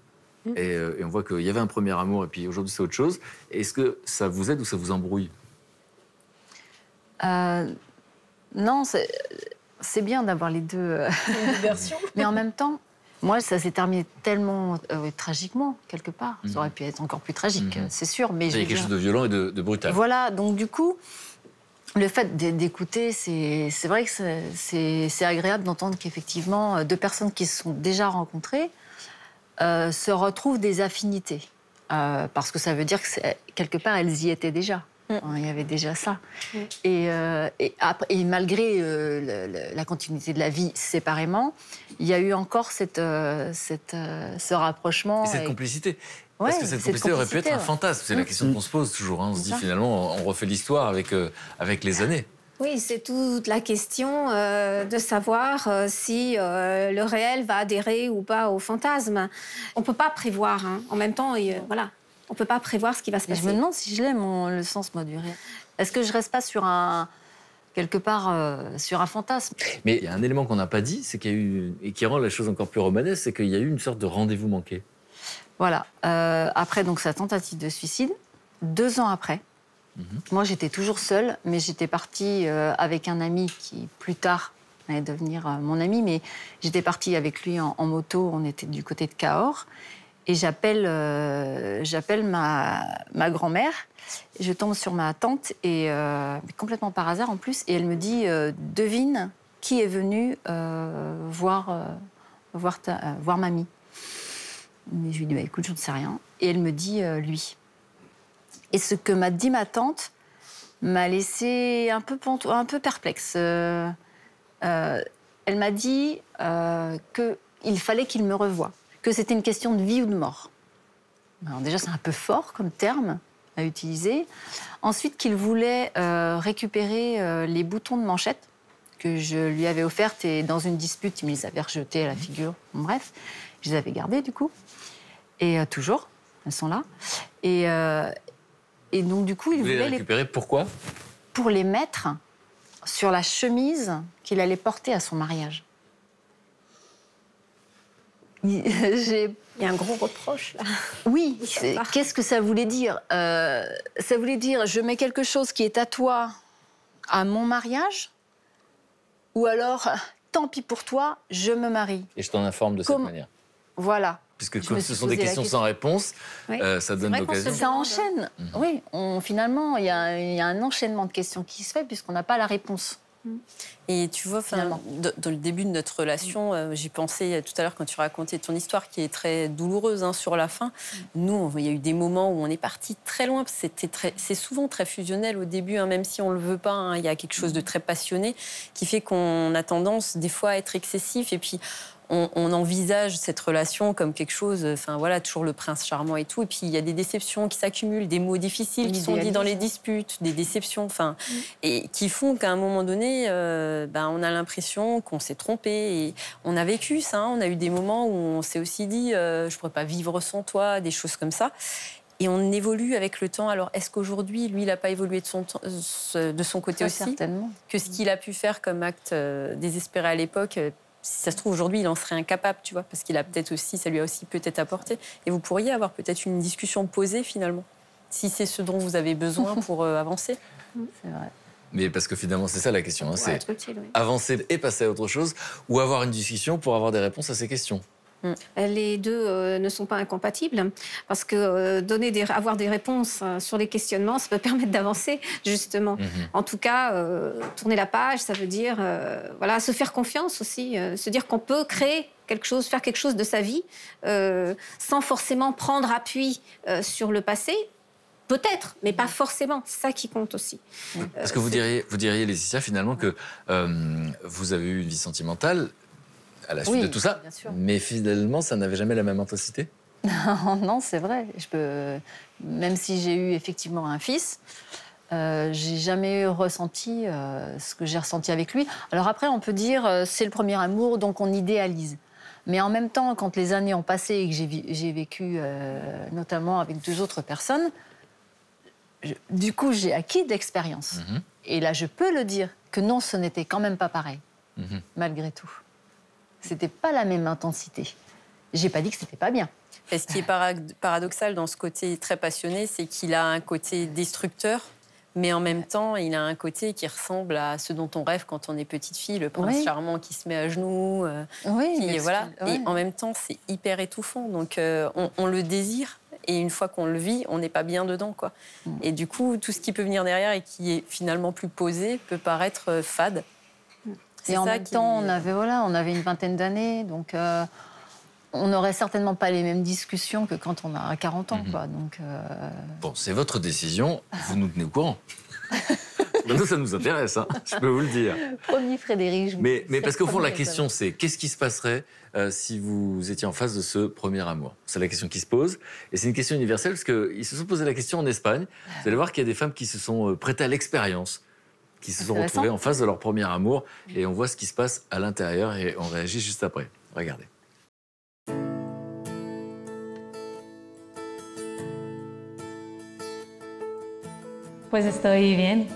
Je suis nerveuse. Je pensais que je serais plus calme, mais ce n'est pas le cas. J'ai rencontré Ruben quand j'avais 17 ans. Il est très important pour moi. C'est l'amour de ma vie. Je savais que personne ne pourrait me faire ressentir ce qu'il m'avait fait ressentir. C'est la seule personne pour laquelle j'ai tout ressenti. Je ferai tout pour lui.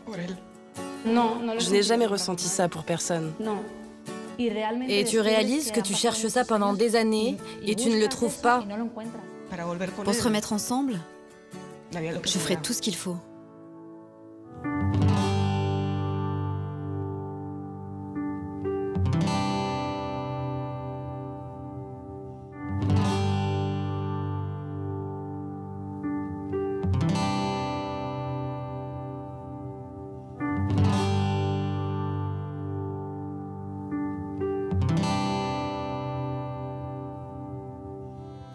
Pero no puedo seguir sin que sepas esto. Llegó el destino que nos arrastró ya por los opuestos.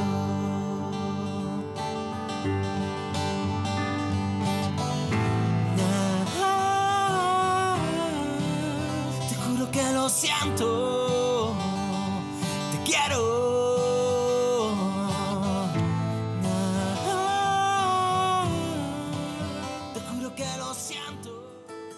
Elle est l'amour de ma vie. Elle n'a jamais cessé de l'être. Je ne veux pas que tu m'oublies. Ça n'arrivera jamais. Je ne peux pas t'oublier. Je veux simplement prendre soin de toi. Ça ne peut pas arriver. Tu es quelqu'un que j'ai aimé.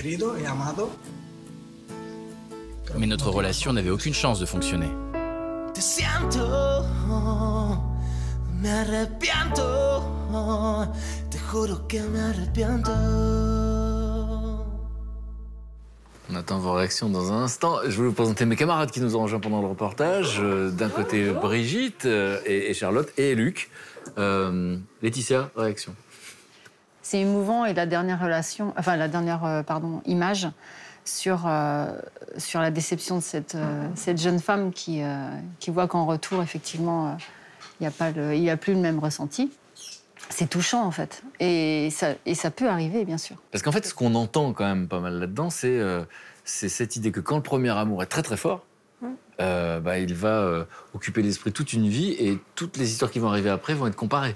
Ça peut arriver, oui, effectivement, que ça soit vécu si intensément qu'on se forge une idée d'homme idéal ou de femme idéale et qu'après, les autres personnes sont toujours comparées à cette image idéale. Et tout a l'air fade. Ils sont renvoyés au vestiaire parce qu'ils ne font jamais, à la hauteur de ce qui est attendu. Ouais. Une réaction sur ce que vous venez de voir? Moi, en fait... Parce que ça ressemble à ce que vous avez vécu quand vous êtes ouvert la porte. Je me suis retrouvée dans ce qu'on a vu, en fait, sur les larmes dans les yeux, la réaction, vraiment le visage. Le menton qui tremble. Ouais. Exactement ça. Et après, oui, en fait, on a tendance, après, à avoir peut-être des désillusions. Et encore une fois, c'est un choix de réussir à passer au-delà et de se dire, de toute façon, l'homme idéal n'existe pas. Mais moi, je ne suis pas idéale non plus, quoi. Et qu'est-ce que vous avez ressenti quand vous avez vu ça? Je rejoins assez Nadine sur ça, quoi. C'est que... on n'est pas parfait, quoi. Il faut savoir faire avec, vivre avec. Et rien attendre, je pense, de l'autre. Moi, c'est compliqué. Parce que là, vous avez été très authentique. Vous racontez que quand vous allez à ce rendez-vous, il faut absolument qu'il ne se passe rien parce que je suis engagée par ailleurs. Mais au fond du fond, il y a ce désir-là quand même. Donc, faut vivre l'instant présent, quoi. Je pense que c'est ça, il faut rien attendre. Il faut le vivre. Et puis après, voir ce qu'on fait avec, quoi. Mais d'abord le vivre. Alors Charlotte, qui a eu l'idée de faire ça? Alors, c'est une réalisatrice. C'est vrai, moi, je suis désolée, mais c'est vrai que ça me fait un truc à cette vidéo. À chaque fois, je suis gênée pour eux, je vis l'émotion. C'était une grande romantique. C'est vrai que la musique joue énormément. Et pour l'anecdote, elle a été choisie exprès, c'est en espagnol, 1000 excuses. Et en fait, ils l'ont diffusée pendant ces fameuses retrouvailles. La musique. Pendant que les gens se rendent compte, ils entendent la musique. Ils entendent la musique, voilà. Donc, Paola Calafans. Ah, tu dis. C'est une réalisatrice qui est connue parce qu'en fait, elle avait déjà fait le buzz sur Internet avec une vidéo où elle fait rencontrer des gens qui ne peuvent pas se parler mais qui ne font que se regarder pour voir ce que ça provoque comme émotion. Eh bien voilà, donc ces femmes viennent témoigner de leur histoire d'amour, donc ce que vous avez vu en première partie. Elles ne savent pas qu'elles vont rencontrer ces hommes. Et donc parallèlement, bien sûr, Paola Calafans et Claro que Paola claro, mener l'enquête avec son équipe pour retrouver ces hommes. Alors bien sûr, c'est pas tout rose, il y en a qui ont refusé parce qu'ils avaient refait leur vie et ceux qui ont accepté du coup sont dans cette vidéo et ils ont donc tous les deux les yeux bandés et c'est vrai, quand ils enlèvent leur bandeau, ils découvrent que leur on voit que l'émotion n'est pas feinte là. Voilà. Ils sont tous émus, il y a des larmes qui coulent, il y a de la gêne aussi, les gens sont quand même relativement déstabilisés, c'est quand même une surprise et c'est ça qu'elle a voulu vraiment capter, c'est ce moment par surprise où on découvre... Et là, je me retourne vers Pascal, qui est psychologue. C'est le tsunami, hein. Ouais, c'est-à-dire que c'est... émotionnel. Parce qu'on le voit sur tous ces visages, et puis on s'identifie tous. C'est-à-dire qu'il y a un visage qui est relié à des charges émotionnelles très très fortes. Ah oui, il y a tous les souvenirs qui Qu'est-ce qui se joue en fait à ce moment-là? Quelque chose qui revient à la surface tout d'un coup. Quand on voit l'effet que nous fait un clafoutis, Vous savez que moi j'ai clafoutis de votre grand-mère, ça rappelle des souvenirs. Vous imaginez le visage de ce grand clafoutis. Ah là là. T'imagines qu'ils sont tous... Voilà, il y a un clafoutis.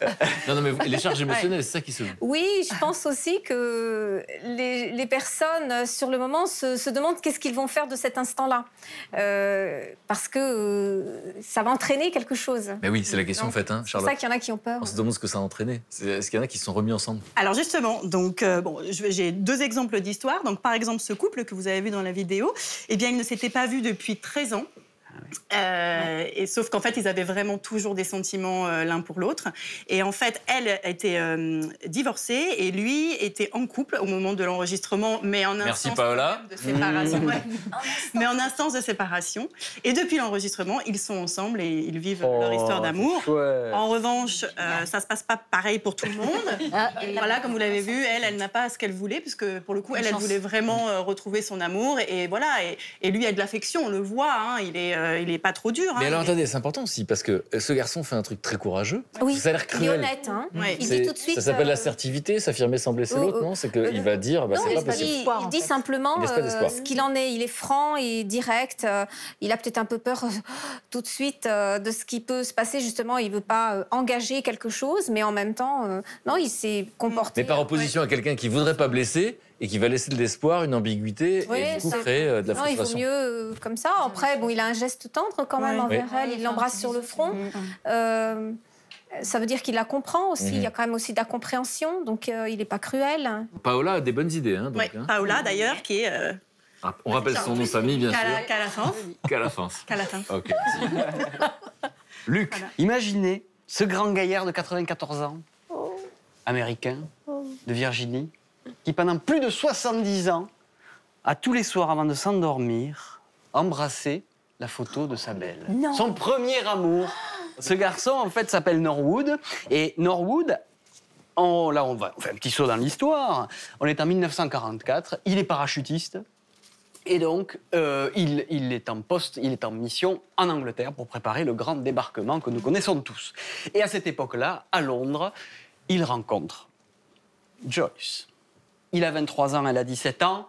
Et là, la magie fait... Ils font une balade en barque sur la Tamise et la magie fait le reste. Et donc, à la fin de la guerre, eh bien, il est démobilisé et il doit retourner chez lui aux États-Unis, en Virginie. D'accord ? Et là, eh bien, commence entre les deux un échange de lettres enflammées. Hein, d'accord ? Et carrément, il lui demande sa main. Et elle ne comprend pas. Il y a un misunderstanding entre eux, une incompréhension. Et quoi. On a vu ça avec Alain et Nadine, beaucoup de quiproquos. Ben voilà, hein, la communication, c'est un truc de fou quand même. Et donc, il lui demande sa main et elle comprend qu'en réalité, il est déjà en couple avec quelqu'un et qu'il est prêt à détruire son couple pour qu'elle le rejoigne aux États-Unis. Alors, elle se dit, mais qu'est-ce que c'est que ce goujat, quoi ? Pas du tout, tu restes chez toi. Et elle décide d'arrêter les conversations, les lettres et tout ça, c'est fini. Et donc après... Eh bien, chacun fait sa vie. Lui, il se marie, il a des enfants. Elle se marie, elle a des enfants. Et avec son mari, ils partent s'installer... Elle était à Londres, et elle part s'installer en Australie, à Adélaïde. Voilà. Mais notre amie Joyce, c'est une femme à forte tête. Elle décide, après 30 ans de vie commune, de divorcer. D'accord ? Et en 2015... Elle dit à son fils, si je te donne un nom, tu pourrais éventuellement retrouver quelqu'un que j'ai connu dans le temps. Sur les copains d'abord, elle dit. Voilà, sur les copains d'abord. et en 2 clics, tac, tac, tac, il arrive, ce fils, donc, à recontacter Norwood. Et quand Norwood, lui, à 93 ans, se dit que sa belle de l'époque, dont il embrassait la photo tous les soirs, veut la recontacter, vous vous dites bien que ce qu'il dit, c'est... Banco. Oh my God. Oh my God. Évidemment, c'est du oh my God. Qu'on traduirait par oh mon Dieu. Oh mon Dieu, bien évidemment. Et grâce à ce garçon, en fait, tout simplement, ils arrivent à échanger. Ils arrivent à se retrouver grâce à la technologie. En vidéoconférence, en Skype. Donc. Voilà. Mais regardez comme il est content de la retrouver. Il est tout content. 70 ans plus tard. Il est tout 70 ans plus tard. Et il se retrouve. Donc, il y en a un qui est en Virginie, l'autre en Australie. Ah oui, c'est quand même très éloigné. Il se montre les photos, donc il a fait... Voilà. Tiens, regarde, c'était toi à l'époque. J'ai gardé ta photo et tout. Hein. Donc l'un et l'autre. Eh oui, l'un de l'autre. Chacun a la photo de l'autre. Pendant 70 ans. Attends, on a envie de savoir le site de l'histoire, mais à ce stade... On se dit qu'on a bien fait de pas attendre aussi longtemps. Moi, je pense à vous, là, j'ai... C'est gâché, c'est dommage. Non, je suis contente de l'avoir fait avant quand même. Hein. Ben oui, c'est ça. La Conte de Fées ne s'arrête pas là. Parce qu'à partir de là, il y a eu des articles dans la presse locale aux États-Unis, à Adélaïde, et tout le monde s'est mobilisé pour faire en sorte qu'ils puissent se voir en vrai. Alors, les gens se cotisent, ils ont réussi à récolter plus de 6 500 € pour pouvoir payer le voyage à qui de Norwood qui va chez Joyce en Australie. En Australie, voilà. À son âge, il fait ce grand voyage. Mais oui, à 93 ans. Bah, en business, apparemment. Ah non, il fallait payer l'hôtel et tout, machin, voilà, parce qu'il n'a pas trop de sous et tout ça. Donc, ils arrivent à payer le voyage, et donc, en février de l'année 2016, donc il y a un peu plus d'un an, eh bien, ils se retrouvent pour la Saint-Valentin, tous les deux. Et ils sont là, regardez comme ils sont beaux. Ils se font un câlin, ils se sont retrouvés dans un grand hôtel, tous les deux. Il y a une question qu'on n'ose pas poser. Hein. Oui, c'est ce que je Non, est-ce qu'ils sont ensemble aujourd'hui? Ils se sont fait un bisou. Alors, ils sont pas ensemble. C'est-à-dire qu'ils se sont retrouvés, ils ont passé 15 jours ensemble mémorables, ils s'entendaient très bien. Et puis, il a dû reprendre sa vie, lui, il a dû repartir. Ils se sont parlé par Skype, tout ça, 4 fois par semaine au téléphone. Ils étaient tout le temps ensemble. Ils ont prévu de se revoir. Mais malheureusement... Voilà.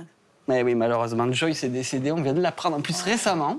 Ils avaient prévu de revenir se voir. Et puis Joyce est décédée. Elle a eu une crise cardiaque. Voilà, c'est un peu triste sur la fin. Mais moi, je voulais célébrer... C'est des sourires, ce moment. Voilà, En termes d'intensité, là, c'est difficile de faire plus fort. Hein. Ah ben oui. Oui. Joyce, là... C'est un sentiment... Là, il y a deux manières de le voir. Soit on se dit, bon, ben, c'est chouette, ils se sont revus. Soit on se dit, quel gâchis. Et ouais. Moi, c'est ça qui me perturbe. J'ai envie de dire, pour les gens comme ça, qui se sont aimés ou qui s'aiment et qui c'est ce problème de communication où ils se sont pas compris. Bon, à l'époque, il y avait des lettres et voilà. Mais pourquoi il a pas Mais lui, il a insisté, il lui a renvoyé d'autres lettres. Elle a dit, non, je vais pas briser un couple alors qu'il n'était pas un couple, c'était pas vrai. Oh, quel gâchis. Alors, c'est dommage. Mais voilà, il faut se parler bien dans le couple. Il faut se parler en amour. Voilà. C'est ça qui Ça plus que je t'entends. Oui. Non, parce que Laetitia, depuis tout à l'heure, on lui met pas la pression. T'entends. Mais on lui pose régulièrement la question toutes les 5 minutes. En train de dire, bon, est-ce que Laetitia, oui ou non, vous allez, pour avancer, on a dit, et pour passer à autre chose éventuellement, poser les bonnes questions à cette personne que vous n'avez pas vue depuis très longtemps. Donc, en fait, ce genre d'histoire, ça provoque quoi? Non, c'est vrai. En fait, on a toujours peur effectivement, comme Joyce, comme lui, en fait, d'être intrusif vis-à-vis de la vie de l'autre. Alors que... Ce qui est plutôt sain, de penser ça. Oui, c'est sain, c'est bien, parce que ça veut dire... On n'a pas envie de déranger. Voilà, qu'elle n'exerce de toute façon pas de pression sur l'autre. Tout à fait. Plein de fois, j'ai essayé de décrocher mon téléphone et pour appeler, par contre, son père, puisque j'avais le numéro de son papa. Et d'ailleurs, j'ai découvert récemment, en 2011, j'ai retrouvé des traces de lui. Bon, sans photo, sans rien, j'ai réussi à retrouver des traces. Merci Internet. Parce que j'ai toujours eu l'impression, si je peux faire ces petites parenthèses, c'est que toujours eu l'impression qu'il avait peut-être essayé de recommencer. C'est-à-dire essayer de refaire une tentative et essayer de... Je ne sais pas pourquoi. Et j'ai toujours eu envie de savoir s'il allait bien. Ah oui. Oui, toujours. J'ai toujours voulu savoir s'il était heureux dans sa vie, mais même sans être intrusif dans la sienne, juste savoir, juste de loin, demander à quelqu'un d'autre. Savoir s'il va bien, quoi. Savoir s'il va bien et s'il est heureux. Non, mais ça se comprend. Et Nadine et Alain, du coup, qui ne cherchent pas à vous influencer, disaient heureusement qu'on n'a pas attendu. Parce que, évidemment, à cet âge-là, vous n'auriez pas pu faire ce que vous avez fait, c'est-à-dire un enfant ensemble. Oui, c'est ça. On l'a pas dit. Oui, donc, une petite Charlotte qui a 4 ans, en fait, qui s'appelle également Charlotte, en fait. Excellent choix. Oui, et c'est ça. Et oui, effectivement, à 70 ans, ça aurait été compliqué, ou à 90. Mais enfin, c'est important pour vous de le dire aussi, parce que à la question de qu'est-ce qu'on peut faire quand on se retrouve après des années, il y a aussi cette possibilité-là, puisque du coup, c'est votre premier enfant. C'est mon premier enfant, oui. Alain n'était pas papa, donc j'ai pris l'initiative de lui demander si ça lui ferait plaisir d'être papa, parce que je savais que c'était quelque chose qui pourrait être important, parce que lui ne voulait pas me rajouter cette pression, en fait, s'il savait que j'en avais déjà 2. Et je me suis dit que c'était important et que je voulais pas le priver de ce bonheur-là, quoi. Voilà. Donc on a une enfant ensemble. Bon, vous embrassez Charlotte. Oui. Merci camarade. Alors donc, du coup, grosse pression pour Brigitte parce que là, c'est une histoire d'amour hallucinante. Et donc, on parle d'amour et il y a des gens finalement qui montrent qu'avec l'amour, on peut changer le monde. Et surtout, alors une petite différence entre toutes vos histoires, c'est que les miens, Michel et Pierre, qui ont maintenant 63 et 64 ans, sont ensemble depuis 40 ans. Ils ne sont jamais quittés. Ils sont connus à l'adolescence, donc là aussi, premier amour. Oui, premier amour, ils sont connus. Alors c'est un peu bizarre parce qu'ils habitaient dans la même ville, à 2 rues parallèles, et puis ils ne s'étaient jamais rencontrés. Ils s'en vont tous les deux, sans se connaître, en Alsace, qui n'était pas à côté de chez eux, et là ils vont dans un bal, coup de foudre incroyable, et ils ne se quittent plus. Alors, ils se comprennent tellement, ils sont tellement pareils, qu'ils ont décidé de réaliser quelque chose, un projet qui est fantastique. Ils ont amené la culture à la campagne, et ils habitent dans l'Aude maintenant, un petit village, et ils ont créé un théâtre en plein dans les vignes. Ah ouais. Voilà. Dans le Minervois. Et comment s'est né ce projet? Michel, elle était déjà toute petite. Elle avait, comme elle était, ses parents voyageaient tout le temps. Elle avait une vie un petit peu nomade, quoi. De nomade. C'était le mot que je voulais dire. Merci. Et donc, elle se déplaçait au moins 3 fois par an. Et donc, elle s'était inventée une petite vie. Alors, elle faisait du théâtre pour ses poupées. Enfin, elle habitait dans des lieux tout à fait bizarres qu'auraient pu être des théâtres. Enfin, c'était un peu spécial, sa vie. Et donc, elle avait cette passion, mais comme c'était une fille sympa, elle a écouté ses parents, elle a fait des études de chimie, elle est devenue laborantine pendant 10 ans. Bon, ça lui plaisait pas trop. Lui, de son côté, Pierre, il était électricien.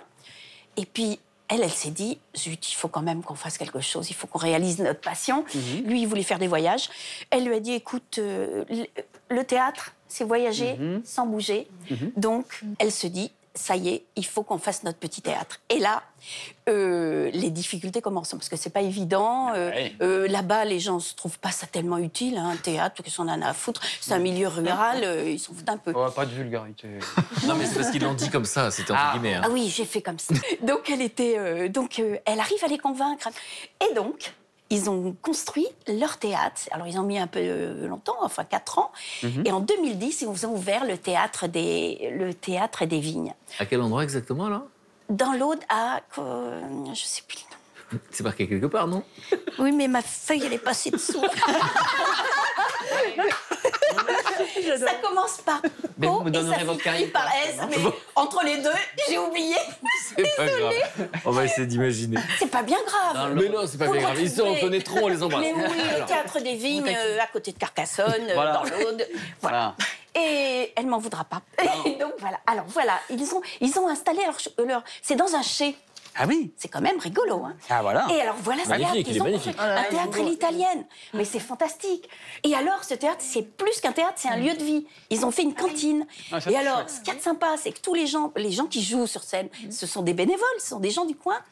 Et dans cette cantine, ils font un repas avant la séance. Avant, merci. Et puis, ils dînent avant. Mais ce qui est magnifique, c'est qu'au fond, c'est l'histoire quand même de 2 personnes qui s'aiment depuis l'enfance, c'est un premier amour. Ça va les guider, alors ils auraient pu se séparer, vers une passion commune. Et ils vont quand même soulever des montagnes parce qu'ils vont amener la culture là où les gens... Exact. A priori, ça les intéressait pas, ils ont d'autres priorités. Exact, oui, c'est ça surtout. Vous disiez que vous venez de la campagne, une vallée, par exemple. Oui, c'est important parce que vous dites dans la vallée, est-ce qu'il y a du théâtre? À Valscheid, c'est formidable, mais il n'y a pas de théâtre. C'est un coin qui est sympathique, mais non, il n'y a pas de théâtre dans ces coins-là. Donc quelqu'un qui serait arrivé avec un projet comme ça, il aurait été accueilli comment? Ça y est, Cornèze. C'est pas Cornèze, mais bien sûr, dans l'Aude. Je pense qu'effectivement, c'est un projet où, après, il faut leur donner du sens. Ça peut-être qu'ils peuvent être accueillis convenablement, on va dire, avec le temps. Mais au début, effectivement, les gens se seraient dit, mais qu'est-ce qu'ils nous veulent, quoi. Voilà. Je pense. Hein. Et après, maintenant, ça se passe super bien. Hein, parce qu'en plus, ils vont dans les auteurs des pièces de théâtre, vont dans les écoles. Et ils expliquent aux enfants, ils écrivent des pièces pour eux. Donc, il y a 4500 enfants qui sont venus dans leur théâtre.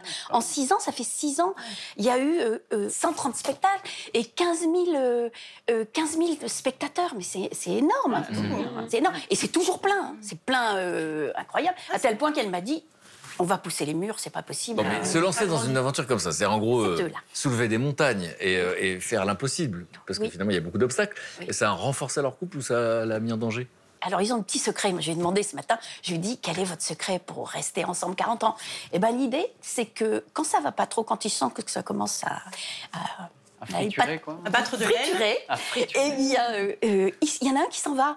Il s'en va passer 1 mois, 2 mois, un petit peu plus loin. Et hop, ça repart, c'est reparti. Ça, c'est le secret. C'est leur secret. Magnifique initiative. Oui, alors grâce à ça, Michel a été demi-finaliste du prix, en 2016, du prix Solidarité version féminin Europe 1. Version féminin, qui sont nos partenaires. Ben, Voilà. Merci. Et effectivement, ils récompensent régulièrement, ils célèbrent voilà, ceux qui ont des idées et qui changent le monde. Merci Brigitte, c'était une belle histoire. Oui, très belle histoire. Et qui finit bien. Et qui finit bien. Alors moi, je voudrais vous montrer un petit document, quelques images. C'est-à-dire qu'en fait, on a beaucoup parlé d'amour depuis tout à l'heure. Et donc, finalement, des fois, on a envie de remercier les gens qu'on aime. Il paraît qu'en plus, la gratitude, quand on dit merci, ça rend heureux. C'était scientifiquement prouvé. Alors, on est allé dans la rue et on a demandé aux gens qui étaient là, qui est-ce que vous aimeriez remercier? Écoutez bien, parce que derrière chaque merci, il y a une petite histoire. Regardez.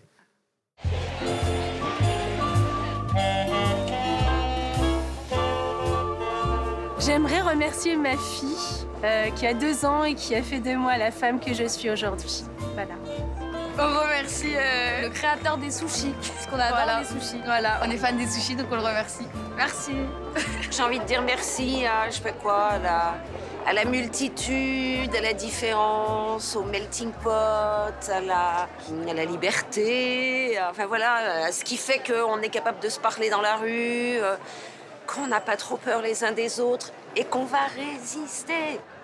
Je voudrais dire merci à la vie, après être passé proche des événements du Bataclan l'année dernière. Et mes 2 petites filles qui enjoy my life depuis 7 ans et 3 ans. Voilà. J'aimerais dire merci à la musique que j'écoute dans mon... Parce qu'en fait, c'est de la musique hawaïenne et j'ai eu la chance de pouvoir aller à Hawaï cet été. Et en fait, je dis aloha tous les jours. Et je pense que tout le monde devrait dire aloha. Merci.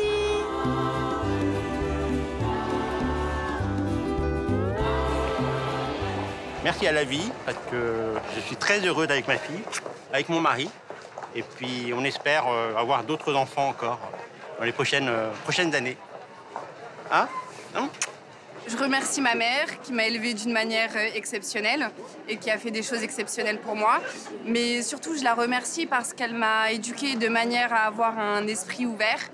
Et qu'aujourd'hui, c'est compliqué de trouver ce genre de personnes qui ne mettent pas les gens dans des cases. Je voulais remercier mon meilleur ami Mathieu, en fait, qui m'héberge depuis septembre, pour lequel depuis que je suis arrivé sur Paris. On est né à 5 jours d'intervalle et on se connaît depuis qu'on est vraiment enfant. On a tout fait ensemble.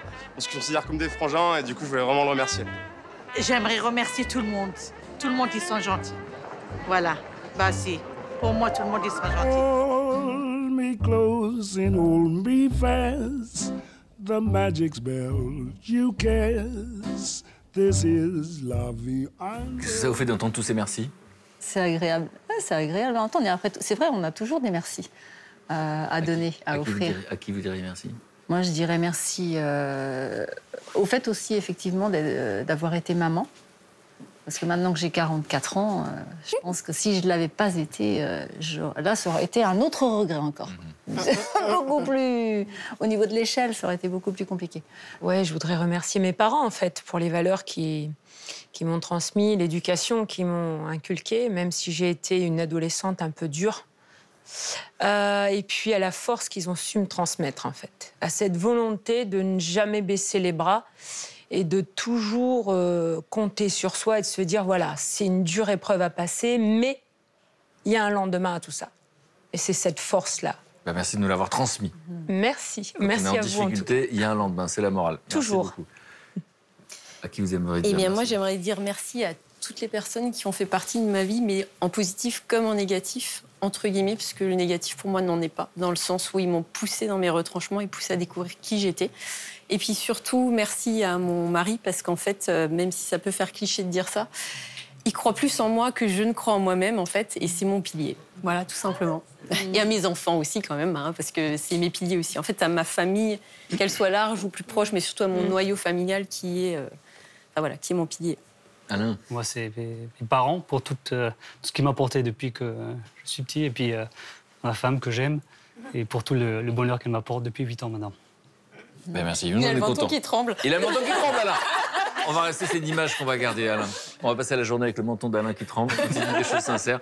Merci à vous, en tout cas, merci pour votre authenticité, votre sincérité et de nous avoir raconté votre histoire d'amour si particulière. Faut-il retrouver son premier amour? Faut-il aller vers son premier amour? La réponse est oui. La réponse est oui, il faut le faire, même si ça. Oui, il faut le faire. Enfin, et Laetitia, la vie vous appartient. Merci Frédéric. Voilà, merci Pascal pour vos éclairages. Merci à vous. Et merci les camarades. Et puis merci pour votre fidélité. On se retrouve très très vite sur France 2. À très bientôt.